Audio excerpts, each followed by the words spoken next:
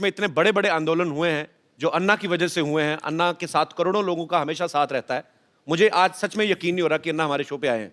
Actually अन्ना का पूरा नाम जो है वो किशन बाबूराव हजारे है। तो अन्ना, अन्ना नाम आपको किसने दिया? परिवार में सबसे बड़ा भाई है, उसको बोलते हैं अन्ना। ओके तो हम 4 भाई, उसमें सबसे बड़ा मैं ही था। ओके तो घर के लोग कहने लगे अन्ना, ओके। फिर पड़ोस के लोग कहने लगे अन्ना, अच्छा, फिर गांव कहने लगा अन्ना, और अभी देश कह रहा अन्ना।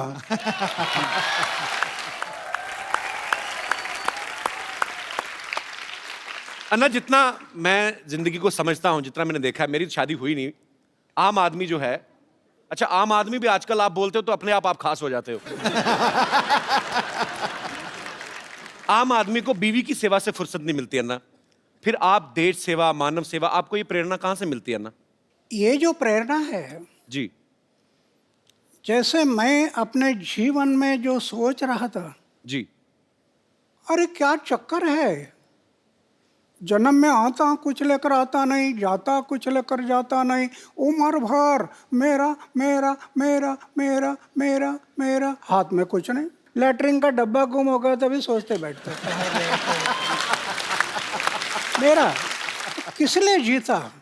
एक दिन मैंने सोचा आत्महत्या करना।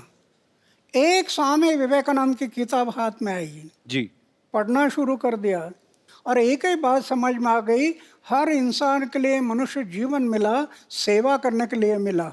25 साल की उम्र में मैंने तय किया कि जब तक मैं जीऊँगा मेरे गांव, मेरा समाज और मेरे देश की सेवा करूंगा, और जिस दिन मैं मरूंगा गांव, समाज और देश की सेवा करते करते मरूंगा। ये मैंने व्रत लिया। अरे वाह। तो आपका जो प्रश्न है बीवी का, अभी मैंने सिर्फ शादी किया नहीं, लेकिन परिवार छूटा नहीं।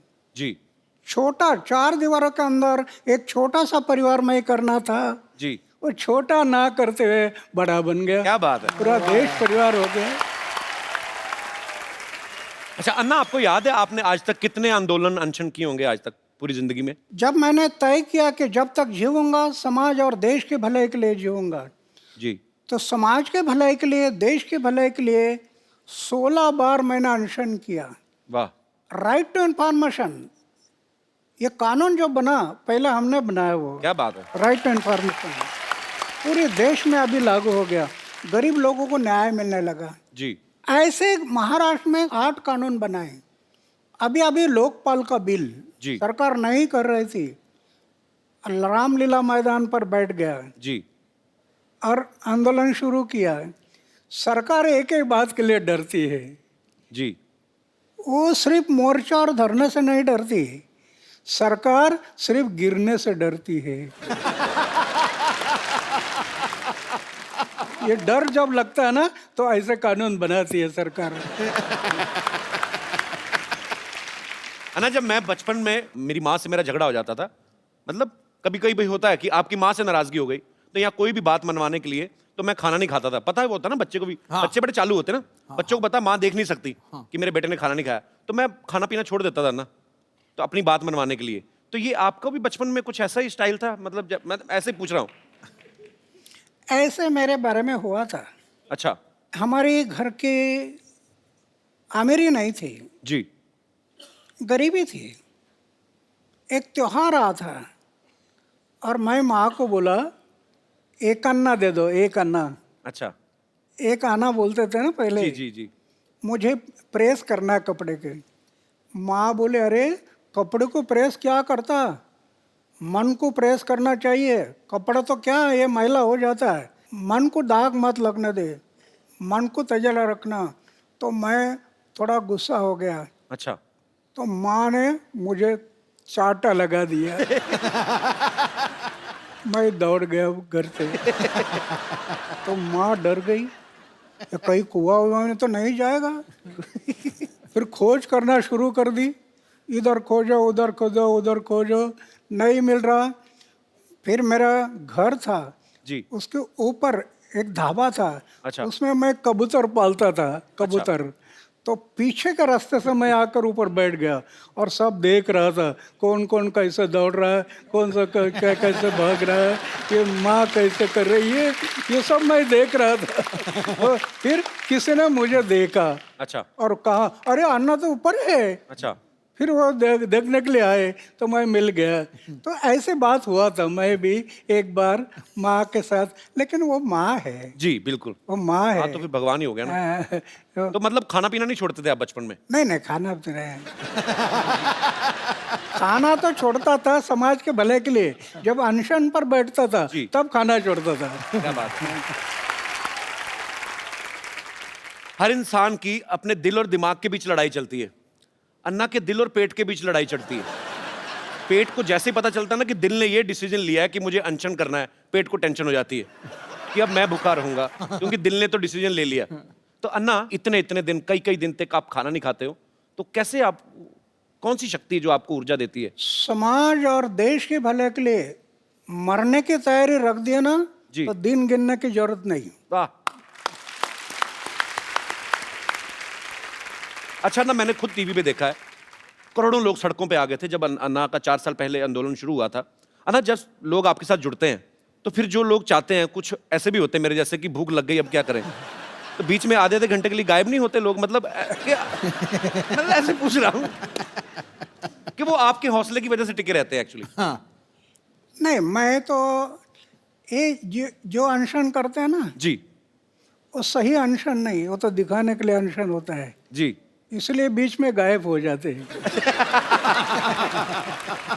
मैं कभी अनशन पर बैठ जाता है, जी कोई भी बात का मैं पीछा करता हूँ, जी। और जब आखिरी समय आता तो फिर करेंगे मरेंगे, इस इरादे से बैठ जाता है। वाह। जब मैं बैठ जाता हूँ तो मेरी ऐसी धारणा है, अरे हार्ट अटैक आकर लोग मरते हैं ना, हार्ट अटैक, हम पढ़ते हैं ना अखबार में, जी रात को 10 बजे तक गप्पे लड़ाई और सवेरे चाय पीने के लिए उठाए नहीं।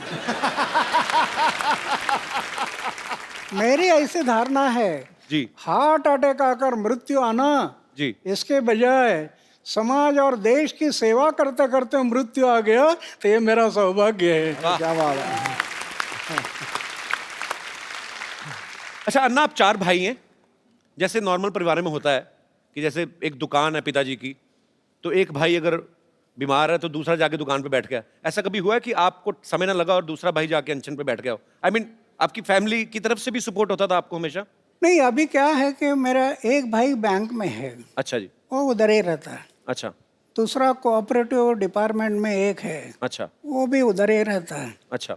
और तीसरा है, वो पड़ोस के गांव है, जी। वहाँ उसका लड़का सर्विस में है, उधर रहता है। और एक भाई है, वो खेती पर है गांव में। ओके। अभी मैं तो 45 साल हो गया घर में गया नहीं। जी मेरे भाई के बच्चों का नाम क्या है मुझे पता नहीं अभी तक। ये आपको यकीन नहीं होगा, जी। करोड़ रुपए की योजना अपनाई, करोड़ रुपए की, बैंक बैलेंस नहीं। वाह। मुझे राष्ट्रपति ने पद्मश्री, पद्म भूषण, अमेरिका, दक्षिण कोरिया, कनाडा, कहाँ कहाँ अवार्ड मिल गए, करोड़ रुपए से ज़्यादा अवार्ड मिल गए कैश। जी। उसका मैं ट्रस्ट बना दिया। वाह। 12-12.5 लाख रुपए इंटरेस्ट आता है हर साल। अच्छा। दुखी पीड़ित लोग हैं, उनके सेवा में लगा देता हूँ, कुछ रखता नहीं। सिर्फ सोने का एक बिस्तर है और खाने का प्लेट है, मंदिर में रहता हूँ। जी लेकिन मैं अनुभव करता हूँ, अरे लखपति करोड़पति को जो आनंद नहीं मिलता होगा वो मैं अनुभव करता, कितना आनंद है। अन्ना, जैसे आप देश हित में काम करते हो, कई कई दिन तक आप अनशन करते हैं, आंदोलन करते हैं, आप पूरे देश में भ्रमण करते हैं, अगर आपकी शादी हुई होती तो बीवी तो 1-1 घंटे बाद फोन करके पूछती। शादी, तो वो तो पूछती बीवी तो। यही तो खतरा मुझे लग रहा था।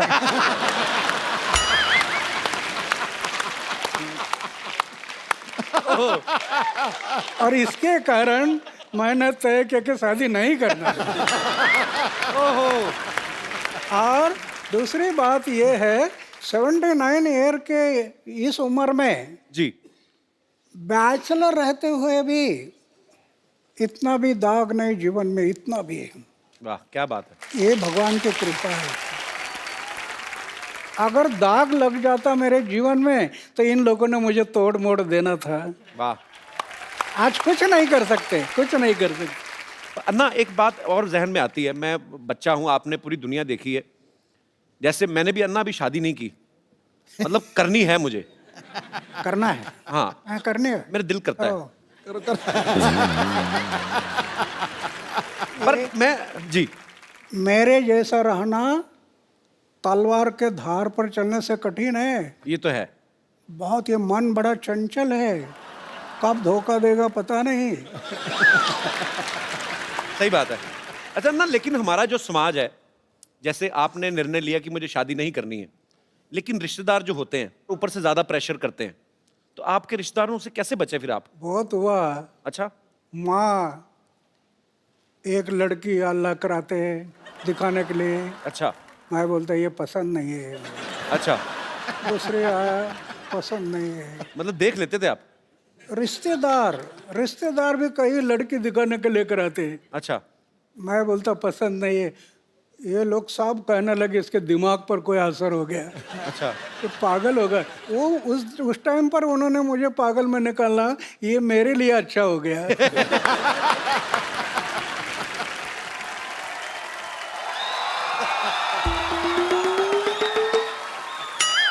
Hello hello pen. अरे what a patriotic day. Anna Hazare sahab आए हुए हैं। सर नमस्कार। माई सेल्फ डॉक्टर मशहूर गुलाटी, MKNJ। MKNJ मतलब? मैंने कहा जी नमस्ते दिख नहीं रहा, कर भी रहा हूँ फिर भी पूछ रहे हो यार। ओके अन्ना जी, आप अहिंसा के पुजारी हैं। बैठिए डॉक्टर साहब, इधर आइए। आज वैसे नहीं बिठा रहे? नहीं नहीं, क्यों? अन्ना के सामने बदतमीजी नहीं करनी, बैठिए। इतनी इज्जत आज तक इस आदमी ने मुझे नहीं दी।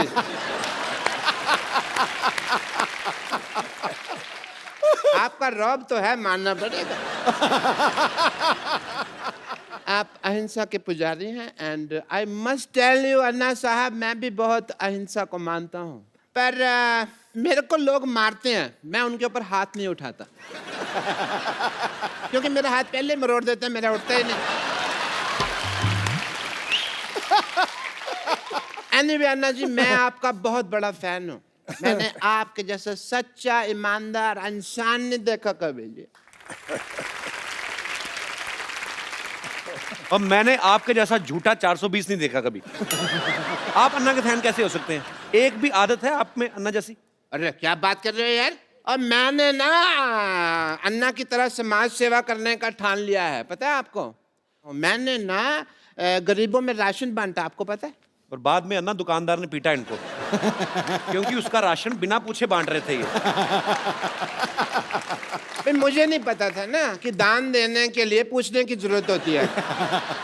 मैंने तो ये सुना था कि राइट हैंड से दान दो तो लेफ्ट हैंड को पता नहीं चलना चाहिए, तो मैंने ये बाएं हाथ जेब में डाल लिया। पर दुकानदार ने देख लिया, फिर दाएं बाएं दोनों से उसने मुझे पीटा। खैर छोड़ो इस बात को। आपको पता है कि एक बार मैंने 4 लोगों के साथ मिलके एक बुजुर्ग आदमी को सड़क पार कराई है। तो आप अकेले भी करा सकते थे, 4 लोगों की क्या जरूरत थी? वो मान नहीं रहा था ना सड़क पार करने को, तो जबरदस्ती की मैंने। मैंने कहा इसकी सुनेंगे तो हम तो कभी समाज सेवा कर ही नहीं पाएंगे ना। आपको इस बात के लिए मार पड़ सकती है डॉक्टर साहब। अब अहिंसा के पुजारी यहाँ बैठे हुए हैं और तुम हिंसा की बात कर रहे हो। अच्छा अन्ना जी एक बात बताइए, आप अनशन पे बैठते हैं, धरने पे बैठते हैं, आपको कोई कुछ नहीं कहता, मेरे को उठा के बाहर फेंक देते हैं, ऐसा क्यों? तुमने कब दिया धरना? तो झूठ बोल रहे हो आप तो। मैंने धरना दिया ना, पब्लिक गार्डन में 200 दिन धरना दिया मैंने। अन्ना इसने पता क्या किया? ये पब्लिक गार्डन में बैठ गए, बैठे बैठे इन्होंने वहां पे जाके कमरा बना लिया एक। उसको धरना थोड़ी, उसको तो कब्जा बोलते हैं। कमरा नहीं बनाया था, 2 BHK बनाया था वहां पे। अन्ना ये आदमी बहुत झूठा है, ये नकली डॉक्टर है, इसके पास ये डिग्री भी फर्जी है। फर्जी? चुप कर रहे हो, फर्जी डिग्री कैसी है? मैंने 10,000 रुपए में खरीदी है ये डिग्री। Get out! पाजी आपको पता है?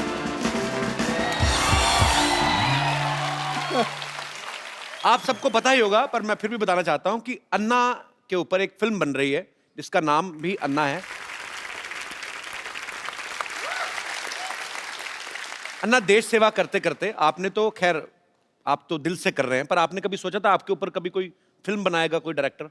एक फकीर आदमी उस पर ऐसे फिल्म बनेगी ये मुझे सपना में भी कभी नहीं लगा था। लेकिन जो काम खड़ा किया है जी वो पूरे देश में फैल गया था।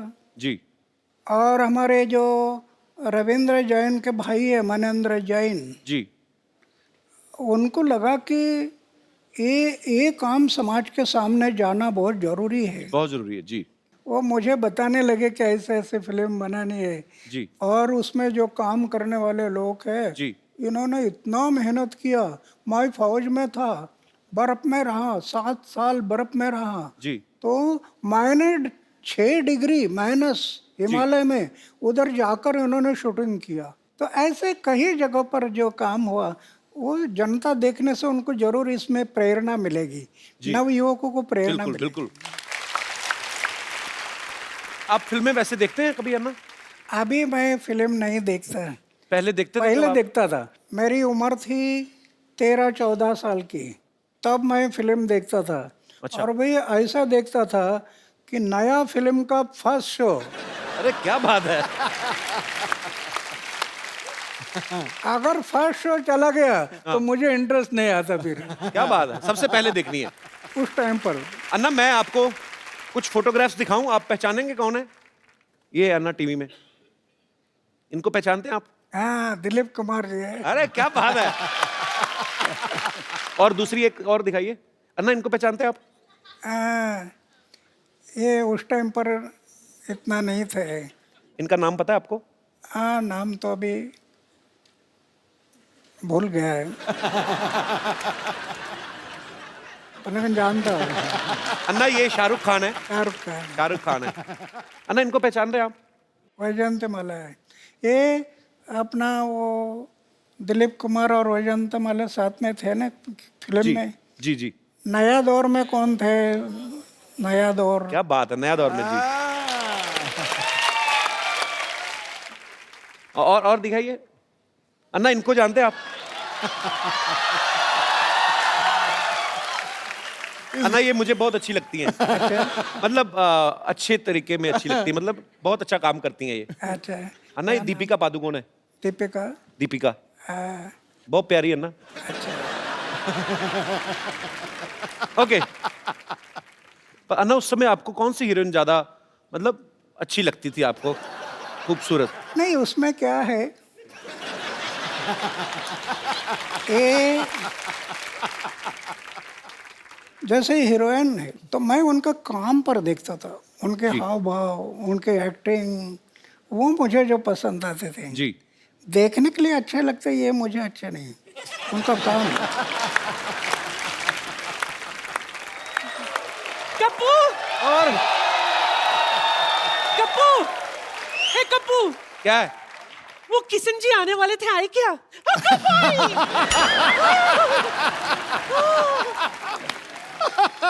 असं कसं? नाही, किती वेळ लावला तुम्ही माझ्या दारावर यायला? क्या बोली नानी? कितना वक्त लगा दिया मेरे चौखट पे आने के लिए? नानी, ये अन्ना हजारे जी हैं। दुनिया के लिए। मैं तो उनको तब से जानती हूँ जब ये किशन बाबूराव हजारे हुआ करते थे, है ना? मुंबई में इनकी फूलों की दुकान थी। अच्छा। हाँ, ये देखिए मैं आपके लिए क्या लाई हूँ।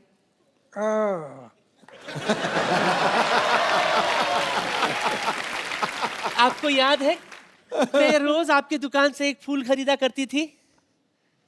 अभी तो 60 साल बीत गए, अभी कहाँ याद करोगे। रोज इनके दुकान से एक एक फूल इकट्ठा किया करती थी मैं, फिर उसका वरमाला बनाती थी। फिर एक दिन गाय आकर पूरा पूरा वरमाला खा गई। मेरा सपना धरा का धरा रह गया। लेकिन सच कहूं, मुझे उस बात का बिल्कुल भी अफसोस नहीं है। मुझे तो इस बात की खुशी है कि अगर आपकी शादी होती ना, वो लड़की बहुत खुशनसीब होती, क्योंकि उसको खाना कम बनाना पड़ता था ना, क्योंकि हर वक्त आप तो अनशन पे बैठे रहते है ना। नानी, इनको घर नहीं बसाना था ना, इनको देश बसाना था, इसलिए उन्होंने शादी नहीं की। लेकिन मेरे अरमान तो अधूरे रह गए ना। हाँ? Anyway, मुझे इस बात का बहुत अफसोस है कि मैं आपकी नहीं हो सकी, लेकिन इस बात की खुशी है कि आप देश के हो गए। हाँ, इसलिए तो मैं भगवान के आभार मानता हूँ कि मैं पूरा देश का बन गया। सच सच सच सच सच। इसलिए मेरे लिए तो आपके चरणों की धूली काफी है। नानी, ना। एक मिनट, नहीं। वो स्वच्छ भारत अभियान से जुड़े, उनके चरणों में धूल है ही नहीं। हाँ, उनके वो साफ सुथरे रहते हैं, साफ सुथरे। चलो माफी मांगो अन्ना से। अन्ना जी माफ करना।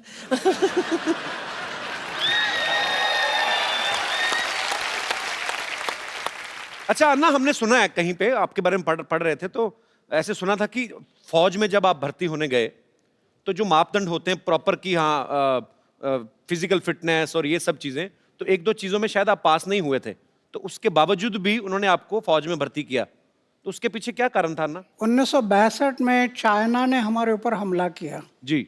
हमारे बहुत जवान मारे गए, अच्छा। और फिर देश को लगा कि जवानों की जरूरत है।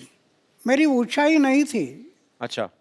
छाती चौड़ी नहीं थी, जी। लेकिन इमरजेंसी थी, देश को युवकों की जरूरत थी।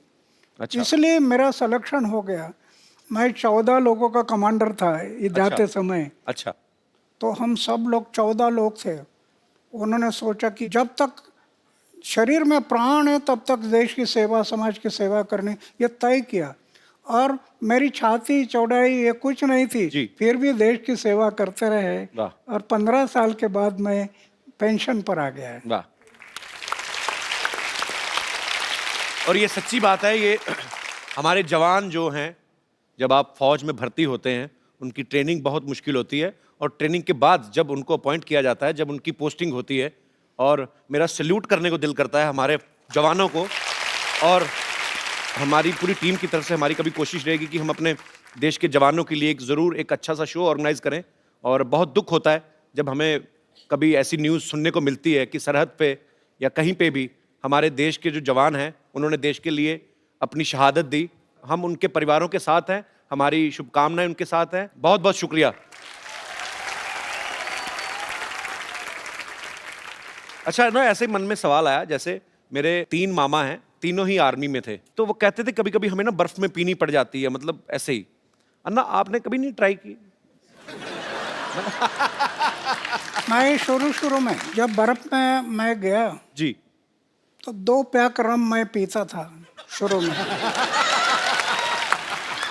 लेकिन जब स्वामी विवेकानंद की किताब पढ़ी, जी। जीवन समझ में आ गया कि सिर्फ खाना पीना और मरना इसके लिए जीवन नहीं। फ्री रम मिलती थी, फ्री। जी। लेकिन कभी मैं हाथ नहीं लगाया उसको। वाह। 1975 में पेंशन आ गया, अभी 38 साल बीत गए, हमें 2 बोतल रम मिलती हर जवानों के लिए। अच्छा। लेकिन मैं कभी रम लेने के लिए गया नहीं। आज मुझे दुख होता है, ये दोनों देशों को अभी फिर से लड़ाई करना ठीक नहीं है। दोनों की आर्थिक स्थिति फिर बहुत विकट है। एक लड़ाई में कितना खर्चा आ जाता है, जी। देश कितनी जाने चली पीछे जाता है। ये आज वो लड़ाई होना नहीं चाहिए, ऐसे मैं मानता हूँ। लेकिन अगर पाकिस्तान नहीं मानता है तो 79 ईयर मेरा एज हो गया, और जरूरत पड़ी तो फिर मैं सीमा पर जाने के लिए तैयार हूँ। क्या बात है। और कप्पू शर्मा, ओ हो, वाह वाह वाह वाह, हमारे तो भाग्य ही खुल गया अन्ना, आप हमारे मोहल्ले में आए। देखिए मैं आपके लिए चाय लेकर आया हूँ। अन्ना चाय पीते नहीं है, उनको जूस पिलाओ, बेवकूफ आदमी। जूस तो इनको बड़े बड़े लीडर नहीं पिला सके, मुझसे क्या पियेंगे ये। देखा पाजी, आज पहली बार इसने फंबल नहीं मारा आके। पूरी लाइनें कड़क करके बोली हैं। हाँ। ये मतलब ये अन्ना के पास आने का जादू है, ये आदमी में अपने आप कॉन्फिडेंस आ जाता है। और मैंने इनसे ही ये सारी चीजें सीखी हैं। इनसे तो मैंने सादा जीवन जीने का, उबलते हुए विचारों को। ओए, उबलते विचार नहीं, उच्च विचार। हाँ, तो अब मेरा काम चाहेगा, मेरे विचार तो उबलेंगे ही ना।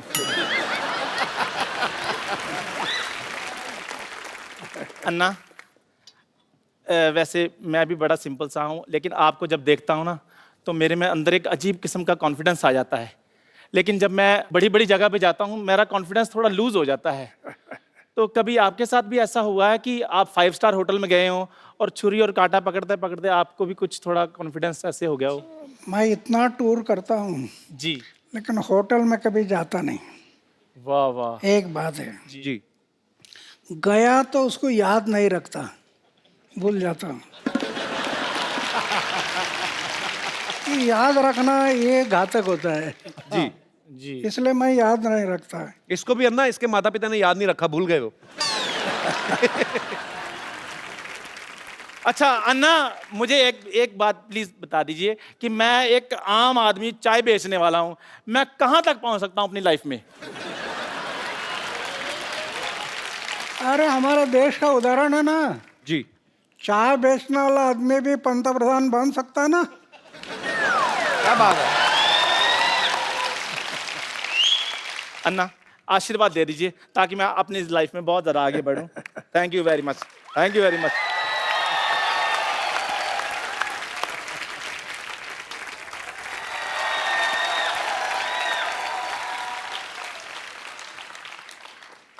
कपूर भैया, क्या है? अब मुझे स्कूल नहीं जाना। क्यों, क्या बात हो गई? अरे वहाँ मुझे रोज मुर्गा बना देते, बड़े को क्या मैं मुर्गा बनूंगा? नजारे जी, आशीर्वाद दो, आशीर्वाद दो। कैसे हो? मैं तो ठीक हूँ, पर आपसे मुझे क्वेश्चन पूछना था। बैग उतार दे बेटा, इतना भारी बैग क्यों लगा तुम? भारी नहीं है, हाँ। पर मैं ये कह रहा था कि आपके टाइम पे भी स्कूल में पनिशमेंट मिलता था, मतलब जी दंड? हाँ, हमारे टाइम पनिशमेंट मिलता है, छड़ी थी, छड़ी। गलती किया तो ऐसा हाथ करना और टीचर मारता था छड़ी से। तो वो तो मेरी हमारे हैबिट है। मराठी में कहावत थी, छड़ी लागे छम छम, विद्या ये घम घम। ऐसी कहावत थी। लेकिन अन्ना आजकल बंद हो गया है स्कूलों में ना, अभी नहीं, आजकल नहीं अभी मारते। मारने के लिए परमिशन नहीं, जी। इसलिए तो शिक्षा का दर्जा डाउन हो गया। अन्ना ये मेरे को बड़े सवाल इसने मुझे बोला था कि मैं अन्ना से पूछना चाहता हूँ। जैसे आजकल ना बच्चे मोबाइल पे ज़्यादा गेम्स खेलते हैं, तो अब ये बच्चों की तरफ से ये सवाल था कि आप बचपन में क्या खेल खेला करते थे? हम तो गांव में लगोरी थी, लगोरी। अच्छा। ये पत्थर एक के ऊपर एक रखना हाँ। और उसको तोड़ना, हाँ। फिर ईटी डांडू, वो हाँ, डंडा वो और डंडे ईटी गिल्ली के साथ। गिल्ली डंडा। घुमाना, फिर खो खो, हाँ कबड्डी, जी। ऐसे खेल हम लोग खेलते थे। तो शरीर भी फिट रहता था। हाँ, आप मोबाइल वगैरह सब सीखना है, लेकिन साथ साथ चारित्र को संभालना, आचार शुद्ध रखना, विचार शुद्ध रखना, जीवन निष्कलंक रखना, दाग नहीं लगना जीवन में, बेदाग जीवन है, तो आप कल के महापुरुष बन जाएंगे। अच्छा बेटा, समझ में आई अन्ना की बातें ना? चलो पाँव छुओ, आशीर्वाद लो, चलो।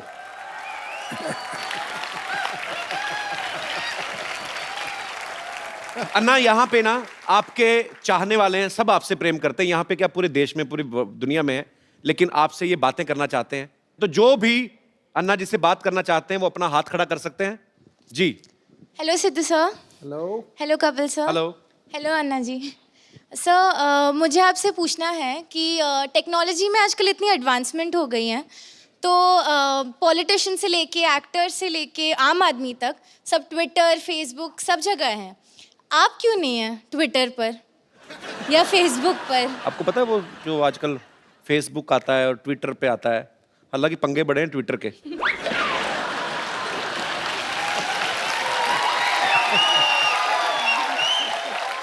नहीं, मेरा ये दुर्भाग्य है कि मैं ज़्यादा पढ़ाई नहीं कर सका, लेकिन विज्ञान ये बढ़ते जा रहा है, दुनिया में आश्चर्यजनक प्रगति हुई है, टेक्नोलॉजी में बहुत डेवलप हो गया है।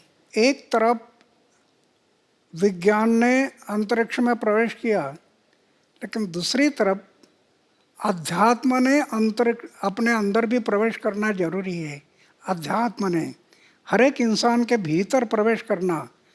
अगर वो प्रवेश नहीं किया तो विज्ञान इंसान को विकास की भूलताप देकर विनाश की तरफ लेकर जाएगा। तो कहने का तात्पर्य ये है कि हर बात ट्विटर पे करना जरूरी नहीं है।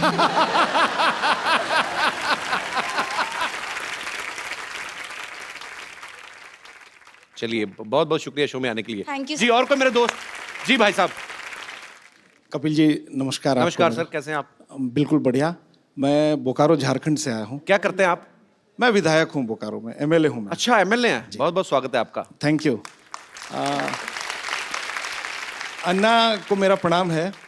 और अभी आपने कहा अन्ना कि राजनीति से मैं दूर रहना चाहता हूँ, अगर मैं चुनाव लड़ूंगा तो मेरे जमानत जब्त हो जाएंगे।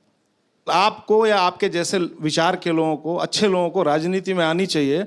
क्या यह समय की मांग नहीं है कि नौजवानों का आप आह्वान करें कि देश हित में भ्रष्टाचार रोकने के लिए, देश की एकता और अखंडता को मजबूत करने के लिए अच्छे नौजवान, राष्ट्रहित का सोच रखने वाले नौजवान आगे आए भारत माता की सेवा करने के लिए? नहीं, ये जरूरी है। मेरी ऐसी धारणा है, नवयुवकों ने राजनीति में जाना जरूरी है, ऐसे मुझे लगता है। क्या होता है, राजनीति में कई लोग जाते हैं सत्ता से पैसा, पैसा से सत्ता, सत्ता से पैसा, पैसा से सत्ता, इसके पीछे घूम रहे हैं। इससे देश के लिए उज्जवल भविष्य नहीं है।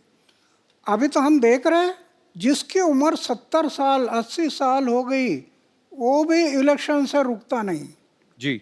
इंसान जब मर जाता है तो 4 लोग कंधे पर ले जाते हैं।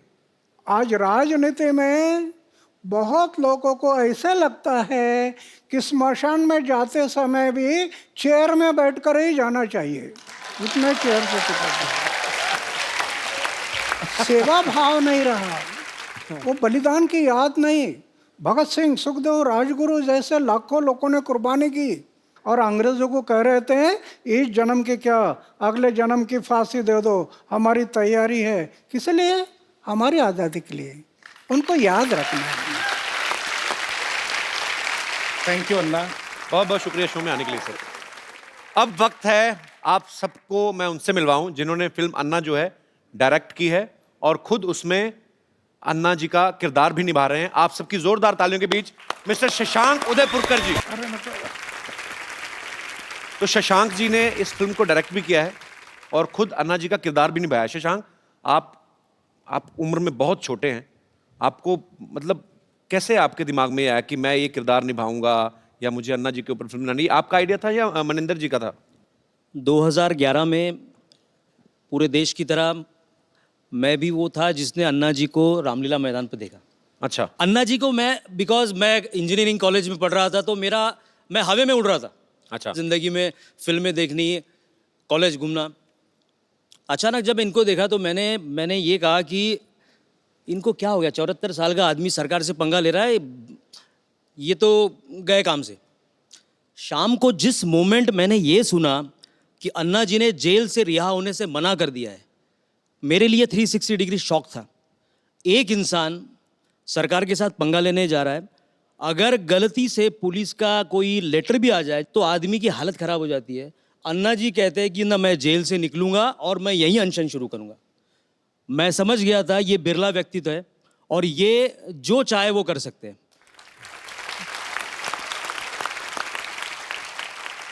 उस दिन से 13 दिन मैंने खाना पीना सब टीवी के सामने कर रहा था मैं, और उसी वक्त सोच लिया अगर जीवन में अब अगली फिल्म में अगर करूंगा तो मैं अन्ना जी पे करूंगा।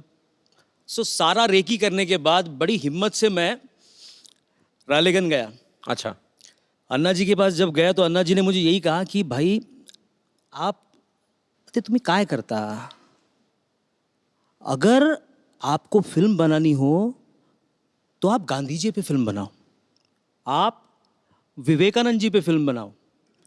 मैंने कहा अन्ना जी ये तो बहुत सही है, लेकिन मैंने जो अपना पर्सनल एक्सपीरियंस किया है जी, आपका उद्देश्य नवयुवकों को जगाना है। मैं कोई लव स्टोरी करने की बजाय मैं भी वो फिल्म करना चाहता हूं जिससे मेरे देश के नौजवान जाग जाए। वाह। अन्ना को शायद वही बात, नवयुवकों की वाली बात उनको पसंद आई और अन्ना ने मुझे कहा कि अब क्या चाहिए। मैं बोला अन्ना जी मुझे आपकी परमिशन चाहिए। अन्ना जी ने उस वक्त स्क्रिप्ट पे साइन कर दिया। वाह, बहुत ही अच्छे विषय के ऊपर आपने फिल्म बनाई है और मेरी अपने दर्शकों से गुजारिश है आप सब ये फिल्म देखें और आपको अच्छी इंस्पिरेशन मिलेगी और देश के लिए कुछ अच्छा करने का जज्बा आपको मिलेगा।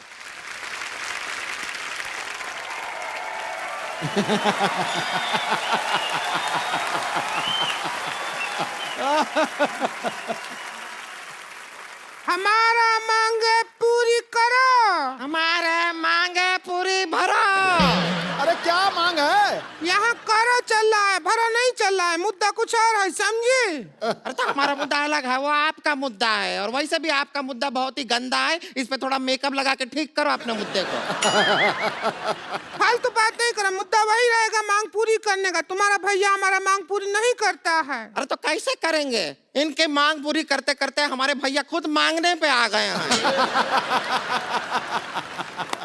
परसों के दिन पे लिपस्टिक खरीदने के लिए इनके लिए लिपस्टिक खरीदे, अपना बनियान बेचना पड़ा उन्हें। झूठ बोल रही है, तुम्हारे भैया तो बनियान पहनते ही नहीं है। अरे तो बेच दिए हैं तो कहाँ से पहनेंगे? चल अभी बनियान छोड़, अन्ना जी बैठे हैं वहाँ, उनका आशीर्वाद ले ले। चल आजा। अन्ना जी नमस्ते। रिंकू, रिंकू देवी, हमें संतोष कहते हैं, संतोष। ननद हमारी। चल अभी अनशन पे बैठते हैं। आजा। चलिए अभी बैठ तुम जाइए। लोग अनशन कर क्यों रहे हो? क्या चाहिए तुम लोगों को? हमको सलमान खान चाहिए, दिला दो। क्या बात कर रहा है? ये तो हो गई इस साल की सबसे